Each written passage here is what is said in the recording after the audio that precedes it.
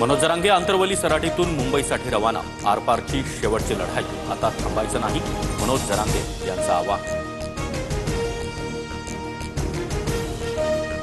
शिंदेंना मराठा आरक्षणावर बोलू दिलं जात नाही, जरांगेंचा खळबळजनक दावा। तर एकनाथ शिंदे सत्तेपेक्षा गोरगरीब जनतेच्या दुःखाला महत्त्व देणारा माणूस, जरांगेंचं वक्तव्य। परवानगी द्यायची की नाही हे मुख्यमंत्री ठरवणार, आता समजेल मुख्यमंत्री हिंदुत्ववादी की हिंदुत्व विरोधी। जरांगेंकडून परवानगीचा चेंडू मुख्यमंत्र्यांच्या कोर्टात।